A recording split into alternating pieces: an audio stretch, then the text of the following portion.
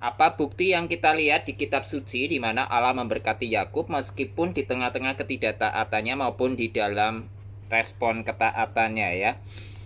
Tadi juga sudah sempat disampaikan dan mungkin sebelumnya juga bukti berkat Allah atas Yakub itu kita bisa lihat dari beberapa hal. Jadi berkat di tengah ketidaktaatan dan kelemahan Yakub. Yakub awalnya itu hidup dengan cara menipu dan mengandalkan kekuatannya sendiri, namun Allah tetap menyertai dia dan memberkatinya.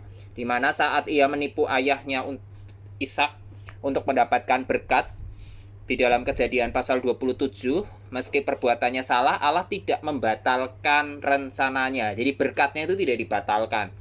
Nah, justru dalam pelariannya ke Haran, Allah menampakkan diri di tangga Betel, kemudian menegaskan janji bahwa aku akan menyertai engkau, memelihara engkau dimanapun engkau pergi, dan membawa engkau kembali ke tanah ini. Ini yang tertulis di dalam Kejadian pasal 28 ayat 12 sampai 15. Nah, kemudian selama bekerja untuk pamannya Laban berulang kali menipu dan mengubah upah Yakub. Ya, namun Allah tetap melimpahkan kekayaan, ternak, dan keluarga besar kepadanya. Hingga Yakub menjadi sangat makmur, padahal posisinya hanyalah seorang buruh hanyalah seorang buruh di dalam Kejadian pasal 30. Nah, saat menghadapi ancaman Esau, meski Yakub datang dengan rasa takut dan rasa bersalah atas kesalahannya masa lalu, Allah melindunginya, melunakkan hati Esau, dan mencegah terjadinya pertumpahan darah yang tertulis di dalam Kejadian pasal 32 sampai 33. Jadi dari ini semua kita melihat ini menjadi bukti bahwa berkat Allah terutama bersumber dari kasih karunia dan kesetiaannya, bukan semata-mata karena kelayakan manusia. Nah, yang kedua, berkat dalam tanggapan ketaatan Yakub. Nah, seiring waktu Yakub berjumpa dengan Allah secara pribadi, bertobat dan mulai hidup dalam ketaatan, lalu mengalami pemenuhan berkat yang nyata. Nah, ini terjadi di Betel. Setelah diperintahkan Allah untuk kembali dan membangun mezbah, Yakub membersihkan rumahnya dari berhala dan hidup kudus.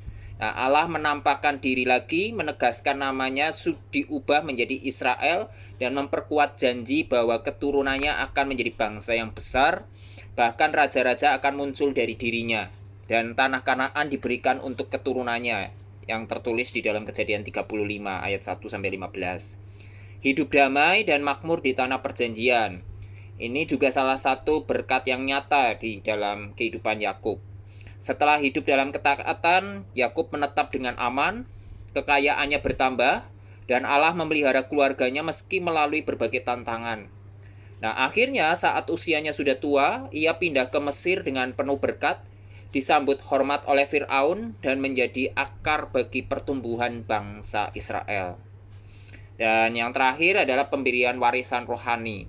Yakub mendapatkan penglihatan-penglihatan ilahi dan berkat yang luar biasa bagi ke-12 anaknya, yang menjadi dasar identitas dan harapan bagi seluruh bangsa Israel kelak, yang tercatat di dalam Kejadian 48 sampai Kejadian 49. Jadi di sini bukti ini menunjukkan bahwa Allah memang memberkati Yakub karena kesetiaan pada janjinya kepada leluhurnya.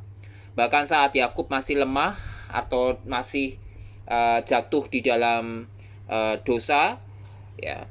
Namun ketika Yakub merespon dengan iman dan ketaatan, ia mengalami pemenuhan penuh dan kedalaman hubungan dengan Allah serta mewarisi janji secara nyata.